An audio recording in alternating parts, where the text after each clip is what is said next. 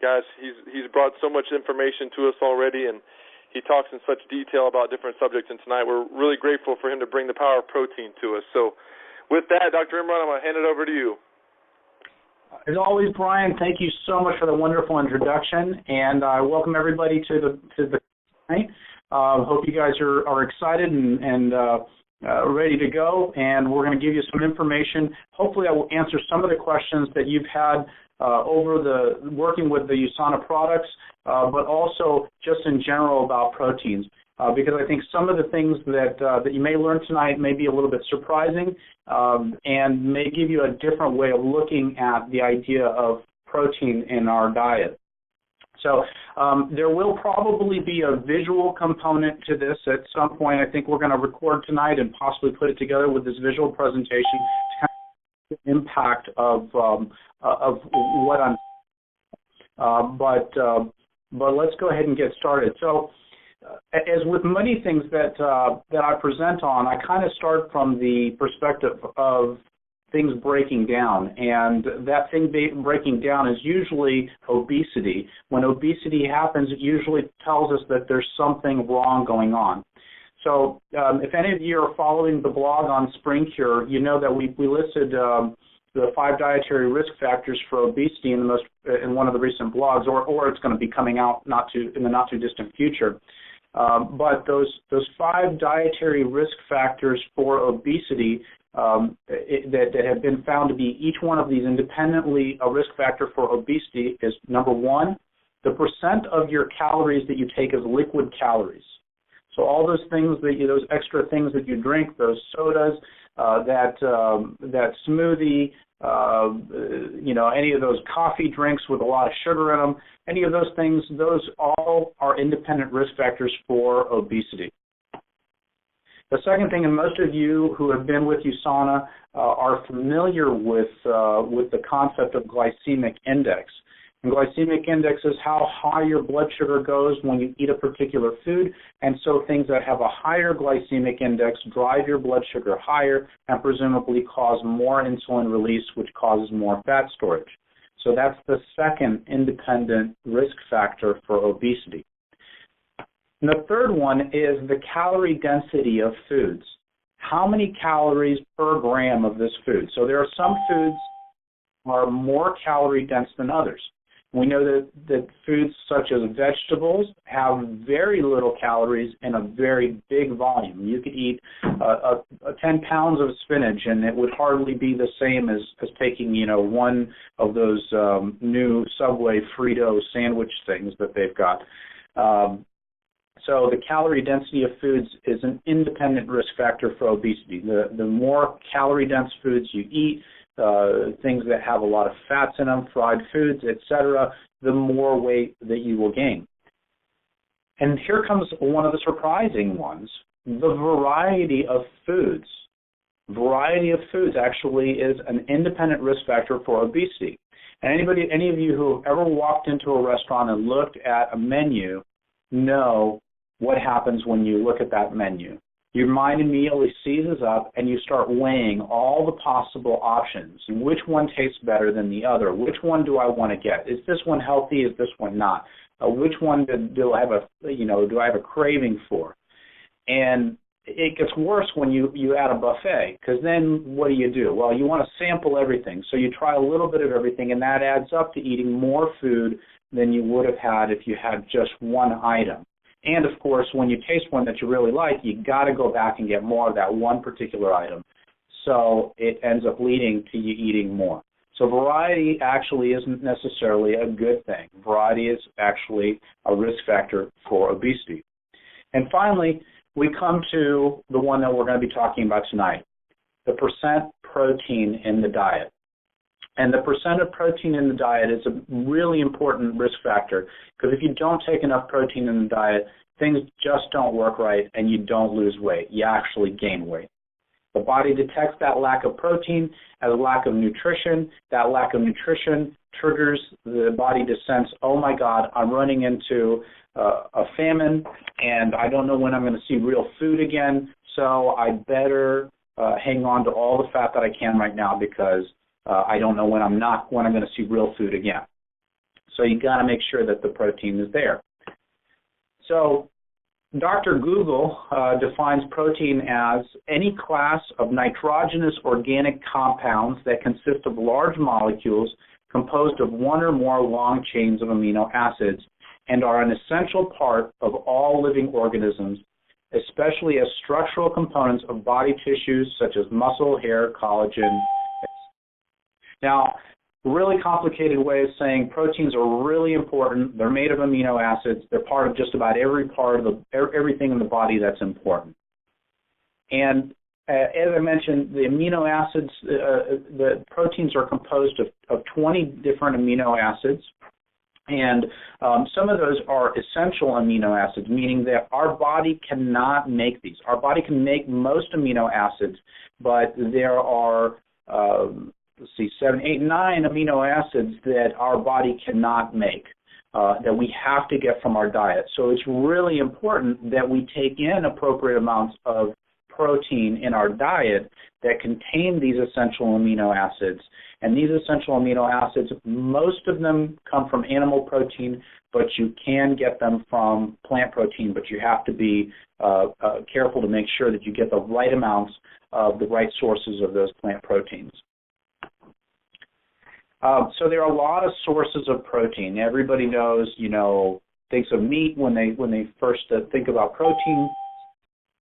Fish, eggs, milk and dairy products, beans, legumes such as lentils, and even nuts have lots of protein in them. So there's a lot of different sources, both meat and vegetarian sources of protein out there, and we can select these, but we have to be really careful in how we select, because the protein usually comes with other things in there. So when you take animal protein, there's usually fat in there, and we have to be careful that that protein that we're taking in has the right kinds of fat. So animals that are free range, that have eaten a more natural diet, tend to have more of the omega-3s, the healthy fats. Those that are raised on corn and other unnatural feeds tend to have more of the omega-6s, the unhealthy fats.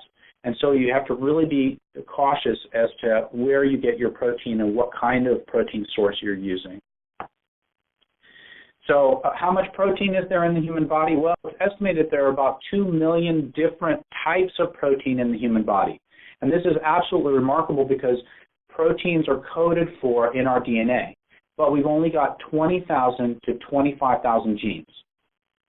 So it seems like it's really amazing that you're able to get 2 million different proteins from 25,000 genes.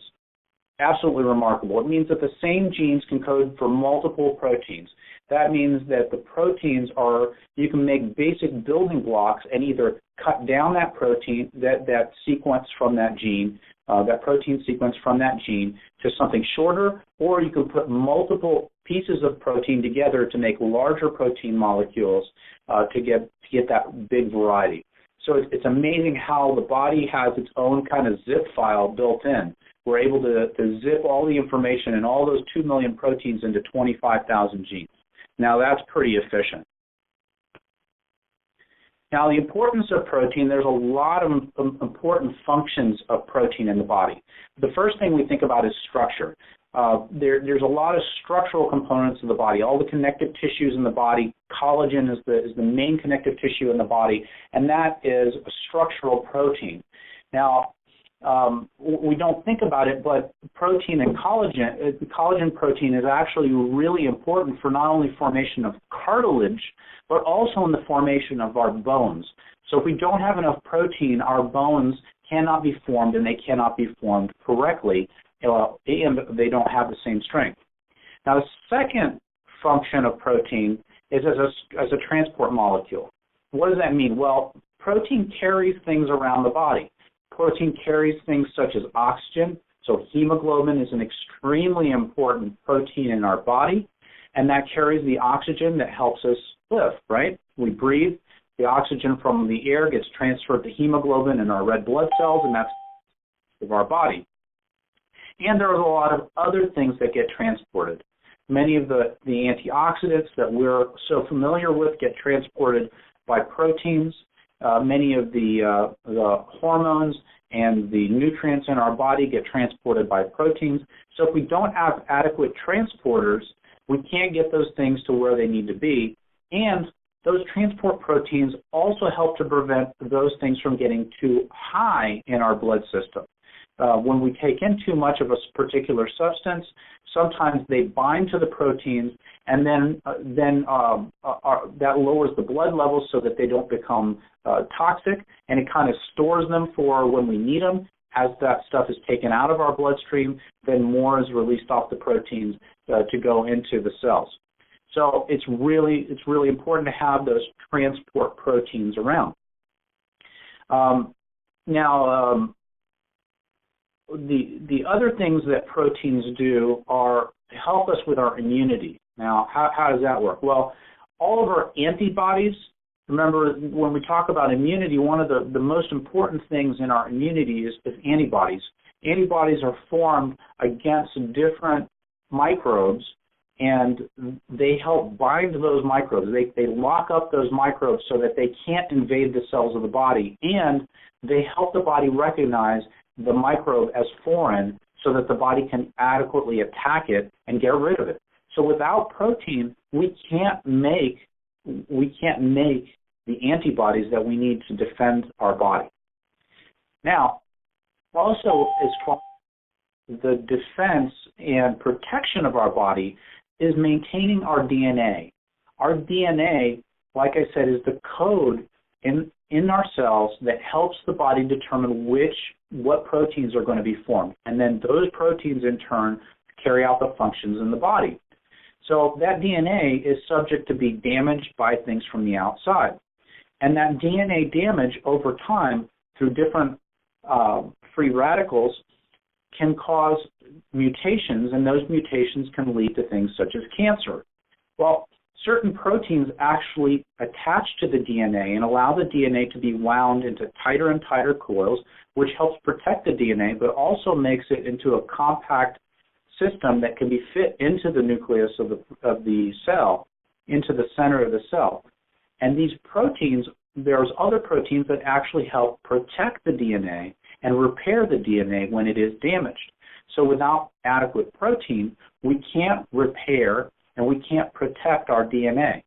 So that no matter how many antioxidants we take, if we don't have the things that actually do the repair that those antioxidants activate, then we can't get the benefit of the antioxidants. You're starting to see how this is really important? So you can be taking antioxidants till the cows come home, but if you don't have adequate protein in your body, one, those antioxidants can't get to where they need to be, and two, you don't put them to work doing what they need to be doing.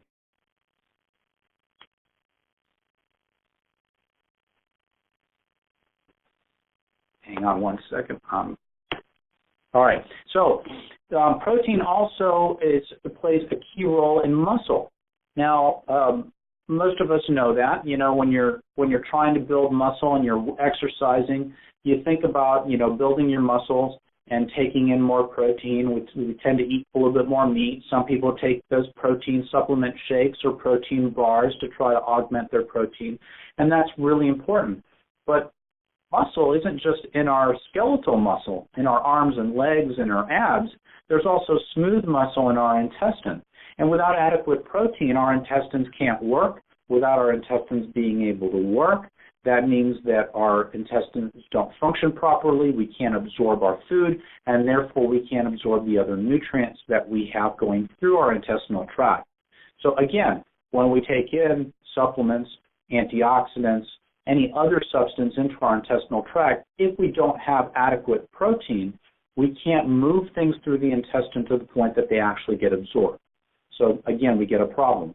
And muscle is also found in our heart. Our heart is completely made of muscle. And this is absolutely amazing because the heart continues to function 24 hours a day, 7 days a week, 365 days a year. And when we work out, it actually functions twice as much. So we have to keep it going. When we start losing muscle, one of the things that can happen when we start losing protein from our diet or not taking adequate, one of the things that starts happening is we start losing it from all these different areas, from our skeletal muscle, from our smooth muscle in our intestine, and even eventually from our cardiac muscle. So we can start getting problems with our heart, arrhythmias in the heart, and even problems with the way our blood vessels squeeze and channel blood through the body. So you can see that it's pretty important to make sure that we maintain our protein in the body. Now, another key function of protein in the body is receptors in membrane transport. Now, what is this? Receptors are proteins that are on the surface of our cells that help us detect what's going on in the environment and help us pick up nutrition and other substances that are helpful to the cell. So we have receptors, for instance, for vitamin D. Without vitamin D receptors, the cells can't take in vitamin D, and we get no use of it. So we have to have enough protein in the diet in order for those things that we're taking to be detected by the cell and be taken into the cell. And finally, one of the really important functions of protein is enzymes. Now, you may have heard about enzymes when we talk about digestion, but enzymes are any substances that help make a reaction, a chemical reaction, go faster. And in the body, those enzymes help us do all kinds of things. They help us in the formation of other proteins. They help us in the formation of our hormones.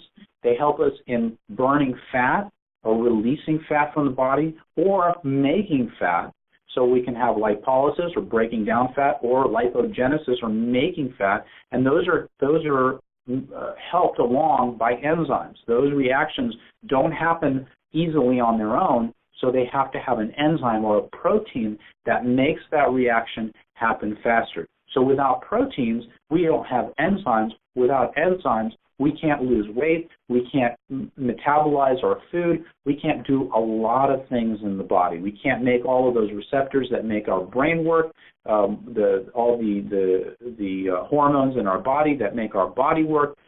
So protein is absolutely critical for all of these things to happen. Now, protein is key to the cell's machinery. And it's amazing when you look at the proteins, the molecular structure of the proteins. It starts really looking like a machine. They can look like little gears or little tools. When you look at them, some of them look like little wrenches. Some of them look like actual gears when you look at them magnified multiple times. So it's a really amazing how these things fit together. So it might be like one gear fits into another, so one protein turns a certain way or duration, and that moves the next gear, and that moves the next gear, and that does something in the center of the cell to make the DNA turn on. So it really is a biologic machine. And when you don't have those proteins, it's like missing gears from your machine. So your machine doesn't work as well as it would if you don't have that protein. So we're going to get to how much is enough, but first I want to give you an idea of the problem that we've got when we talk about proteins, because everybody says, oh, I eat meat, you know, I take milk, or I eat cheese, or I take a supplement here and there. But the reality is 15 to 38% of adult men and 27 to 41% of women get less than the RDA. Let me say that again. Almost 40% of adult men and over 40% of women get less than the recommended daily allowance of protein. Now that's tragic. That means that all those things that we were just talking about, all those important functions in the body, the structure, the muscles, the enzymes, the transport, all of those things have 40% less materials to use to make those things. So it's no wonder that we have people with more cancers. Well, they have less proteins to be able to defend their DNA. It's no wonder that more people are anemic than ever before. Well, there's less protein to make that hemoglobin. it's no wonder people are becoming overweight. Well, there's less protein to make those enzymes that help them break up the fat. So it's really important that we take this number seriously. So what is the recommended daily allowance? Well, it's about 1 to 1.5 grams per kilogram of body weight. Now, it used to be a lot lower than this, and this is a recent number. This is a recently released number that I think is a little bit closer to where we should be just to maintain, provided we're using animal protein. But what the heck does that really mean? What does that mean when we talk about 1 to 1.5 gram per kilogram? What does that mean to you and me? Well, just to give you an idea of how many grams of protein is in food, an average chicken breast, or a large chicken breast, is about 30 grams of protein. An egg is about 6 grams of protein. Half a cup of cooked beans is somewhere between 7 and 10 grams of protein, depending on the type of beans. An ounce of beef is about 7 grams of protein. So if you eat that 8-ounce steak, that's about 56 grams of protein. It's a lot of protein. And a quarter cup of almonds is about 8 grams of protein.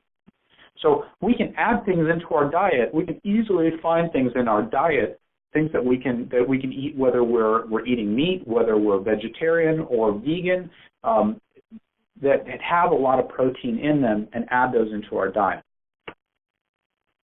And so just to give you an idea, if you look at the palm of your hand, that's about 3 ounces. So a piece of meat about the size of the palm of your hand is about 3 ounces. Okay, so going back to our example of meat, that would be 3 ounces times 7. That's about 21 grams of protein. If you have a steak about the size of the palm of your hand. If you were to take a cupped handful of nuts, that's about 1 ounce of nuts, or 1 serving of nuts, which would give you about that quarter cup or so. Now, we're not talking about how much can you possibly pack into the palm of your hand without it spilling. We're talking about a comfortable handful of nuts that easily fit in the palm of your hand without spilling. That's about 1 serving, which would give you about 8 to 9 grams of protein. Now, there are some nuts that provide a lot less and have a lot more fat in them, and although those fats are healthy, just be careful, because if you're taking them as a protein source, you don't want to be taking something like pecans, which are mostly fat, or walnuts, which are mostly fat, if you're trying to get protein. And all protein, as I mentioned, is not created equal. I mean, there's animal protein and plant protein, and we absorb animal protein a lot better than plant protein. But I'll talk about this a little bit later. That doesn't really matter so much when we actually look at the numbers. And then there's refined proteins, so these protein supplements. And so there are things that come along with the protein that might help the protein be better absorbed, but the refined proteins have benefits in certain ways as well.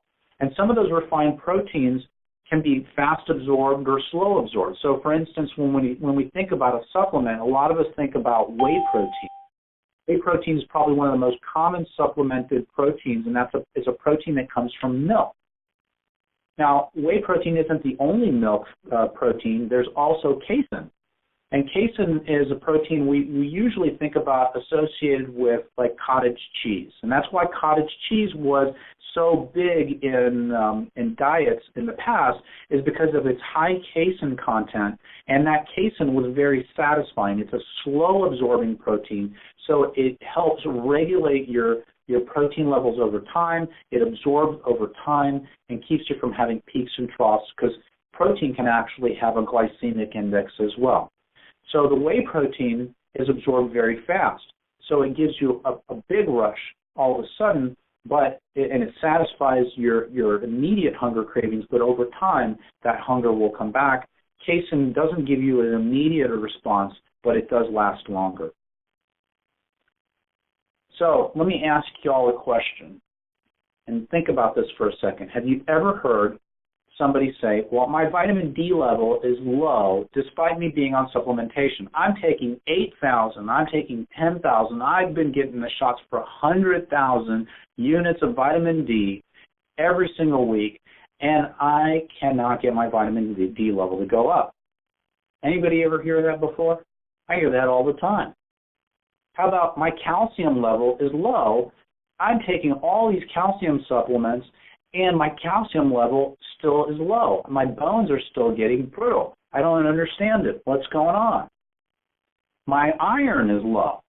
I've been taking an iron supplement, and my doctor still says I'm anemic. What's going on? I don't understand it. Anybody hear that before? And you can add any one of the things. You can,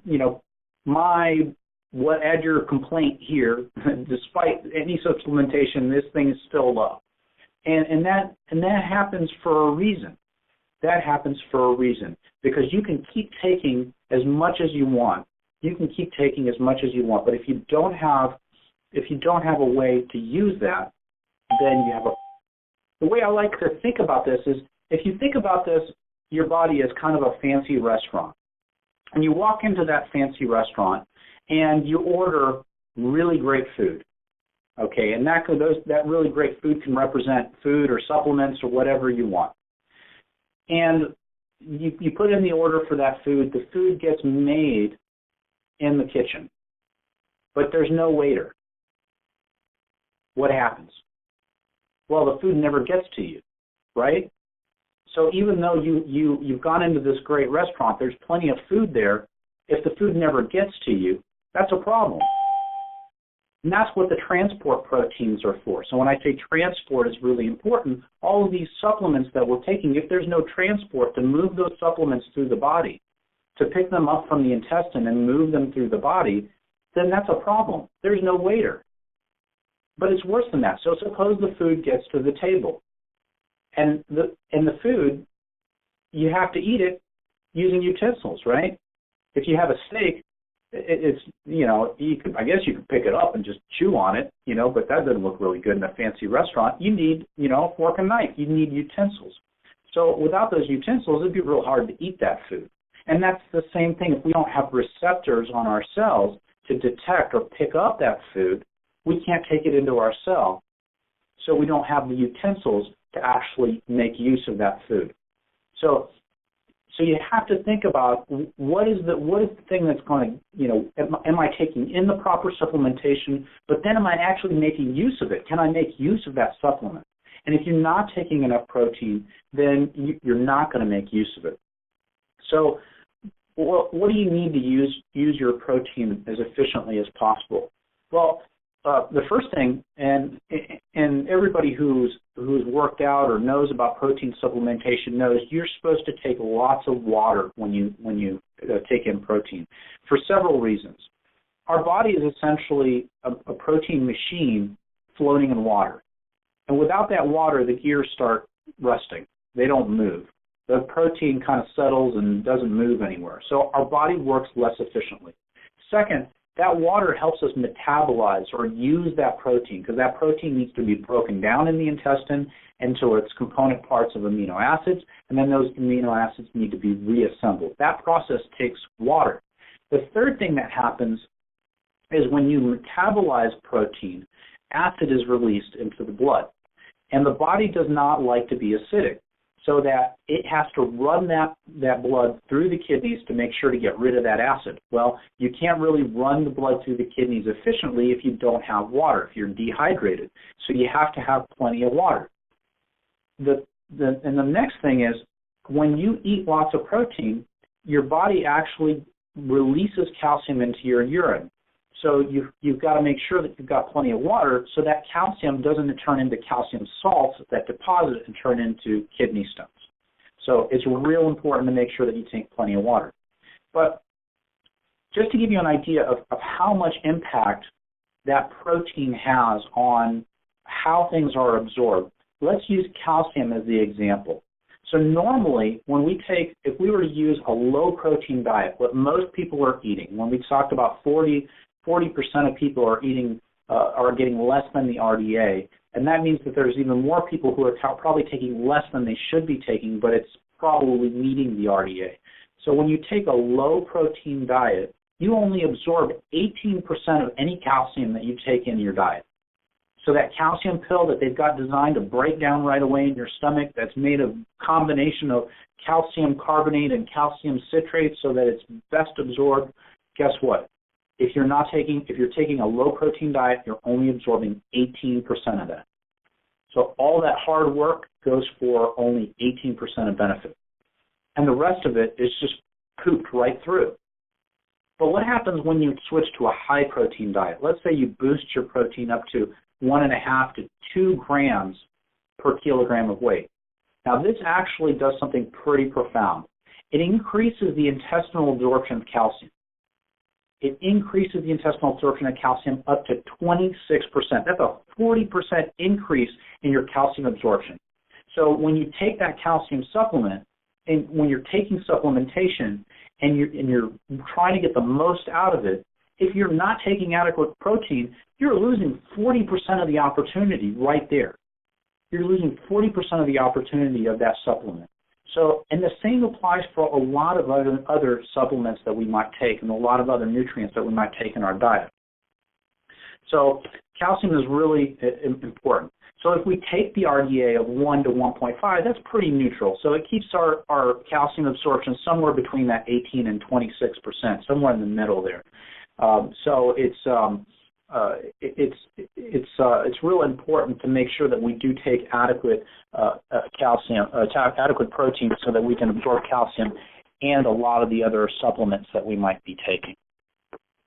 Well, is there a risk of taking too much or too little protein? Well, definitely. As with anything, if you take too little of something, you might get deficiencies, and if you take too much, you might get toxicities. Now, protein is really hard to get toxic with protein other than, like I mentioned, the calcium losses or the risk of kidney stones.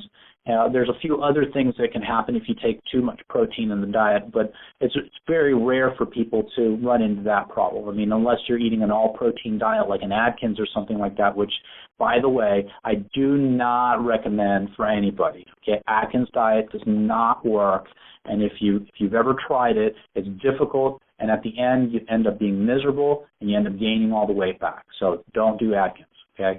I very rarely criticize things by name, but I will criticize that one by name. So too much, like I mentioned, you can have an increase in some of the metabolic acids, and this can increase your risk of calcium loss. There's a suspicion that it may put you at risk for osteoporosis. Now, that's really up for debate because there's actually some studies that say a lot of protein actually makes your risk of osteoporosis and fracture lower, which kind of makes sense since your bones are made of a combination of calcium and cartilage is made of protein. So if you've got more protein, your bones may have more strength and more flexibility, so they're less likely to break. If you have too little protein, well, on the other hand, you get decreased calcium absorption from the intestine, as I mentioned. You get increased parathyroid hormone, and the parathyroid hormone causes our calcium to come out of our bones, and that can definitely lead to osteoporosis. So if we don't have enough protein, we definitely get osteoporosis, and we get weakening of the bones. So protein is extremely important for our bone health. So ladies, make sure that you're taking adequate protein both when you're young and as you get older.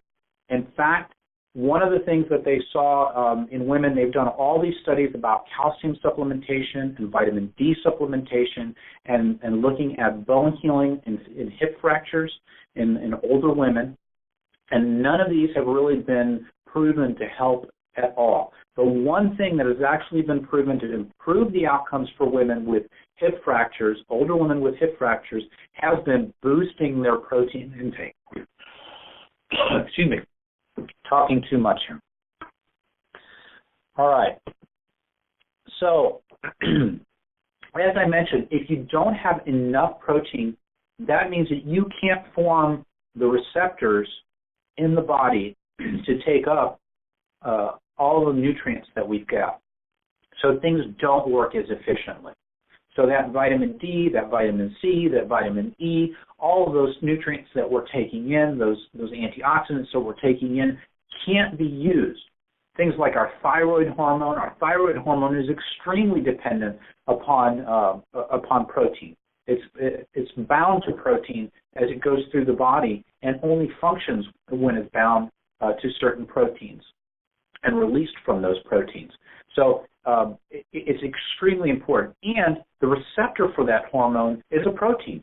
So if we can't carry it around and we can't receive it, our metabolism, which is completely dependent on our thyroid hormone, that's kind of our master hormone, can't work. So protein is absolutely critical to how our metabolism works and functions on a daily basis.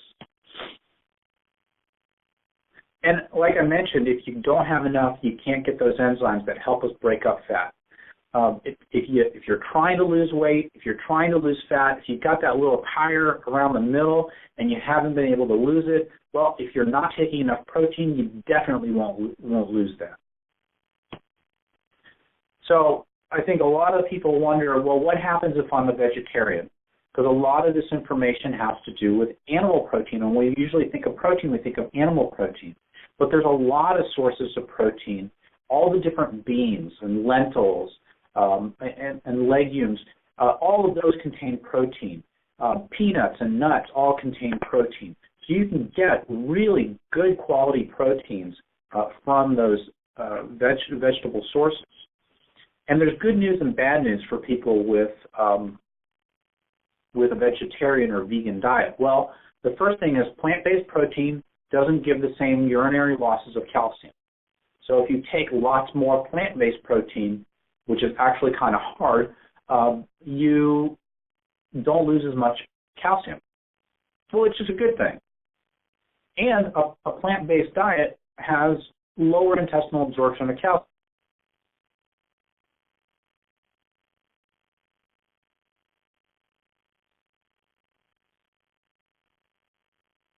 Of calcium, and that means your bone mineral density, your bone density goes down, which is kind of like saying your risk for osteoporosis goes up.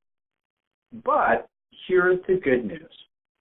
Even though your calcium levels in your bone may be lower because you're absorbing less calcium in your diet because with a plant-based diet, there are fewer hip fractures in a plant-based diet. So people with a plant-based diet who are vegetarian may actually have a lower risk of fractures, even though their risk of osteoporosis may still be there. So even though your bones may not have as much calcium, you still are able to make those proteins in the bone and make the bone flexible and less likely to break. Make sense? And an interesting study, and this was actually done back in the 1960s, I want to say, it actually shows that when we eat animal-based proteins, our protein requirements go up. The more animal-based protein you take, the more you have to take. The less you take, if you are a completely grain and vegetable diet, then your protein requirements may actually drop to almost a fifth of what you would need on an animal-based diet. So I'm not espousing everybody become a vegetarian, but there are benefits to being a vegetarian that are clear in the protein needs. So here's some statistics that I wanted to share with you from a really interesting study, because a lot of us, like I said, think about protein when we're thinking about exercise and weight loss and gaining muscle. So a group of NCAA basketball players were put on an 8-week regimen of protein supplement before and after exercise.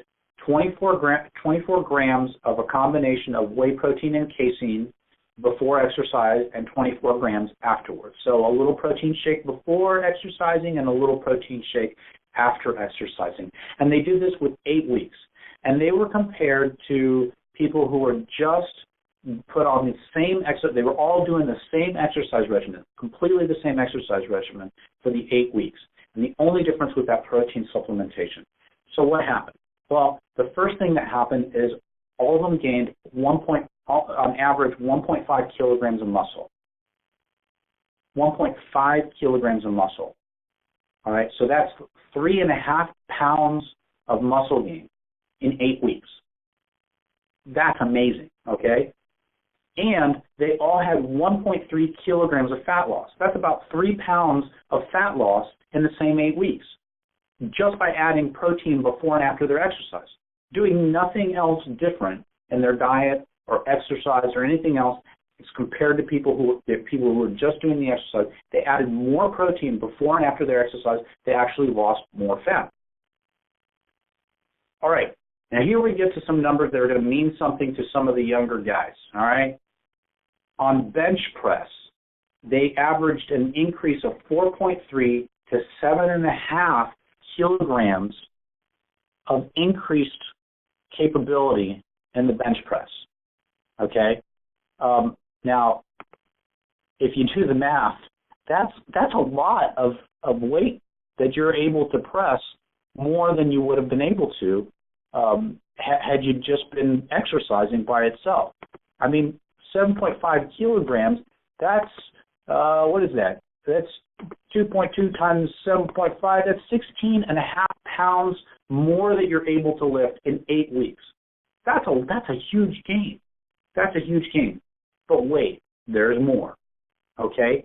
Now, the number you're about to hear, if this doesn't convince you of the importance of protein by itself, I really don't know what will, okay? Their increase in leg press, okay, that's like squatting, okay, in 8 weeks, okay, 8 weeks was 90 kilograms on average. That's 198 pounds increase in their ability to do leg press. I mean, I don't know any exercise regimen or any supplement that I've ever heard of that causes that kind of increase in your capabilities. I had to read this article like 4 times because I was sure that this was a typo. I was like, this can't be right. And they reiterated it over and over again, and I was like, this is absolutely amazing. I don't know how people don't know this, why people aren't doing this. But in 8 weeks, okay, now this isn't the most remarkable thing. This study, okay, now most people think, okay, NCAA, they're thinking this study was a bunch of guys who are 7 foot tall, who weigh 200 and something pounds, so 90 kilograms isn't a big deal. Guess what? This was in female athletes. So these were female basketball players that did this study. So these numbers, imagine what they would be like in the men. Okay, this is amazing. Okay, and this tells you really what the power of protein it can do for you and for your health. So if you haven't been taking adequate protein in your diet, make sure that you are. You know, when I talk about fast-tracking your health, when I wrote the book and I talked about the 4 keys to successful weight loss, one of those keys was making sure that we do a food journal. And the reason that we make sure that we do a food journal when we're trying to improve our health or lose weight is to make sure that we're getting adequate amounts of protein and other nutrients in our diet. So in order to fast-track our health, we've got to make sure that we're taking that protein in our diet on a regular basis to make sure that the supplements we take in work, to make sure that they get where they need to be, to make sure that they get to our cells and function, to make sure that we defend our DNA from damage, to make sure that our enzymes work to help us burn off fat and use the energy in our body efficiently, and to make us look good and feel good and move around well. So if you haven't started keeping track of what you're eating, make sure you do, and make sure you supplement your protein. Thank you, guys. I'd be happy to take any questions you might have. Well, Dr. Imran, before we open up the call for Q&A, and I'm glad that you're willing to do so, first of all, thank you so much for your time and all your information. It's a lot of great stuff here for sure. I'm going to go ahead and end the recording here because I do know that the idea here is to partner this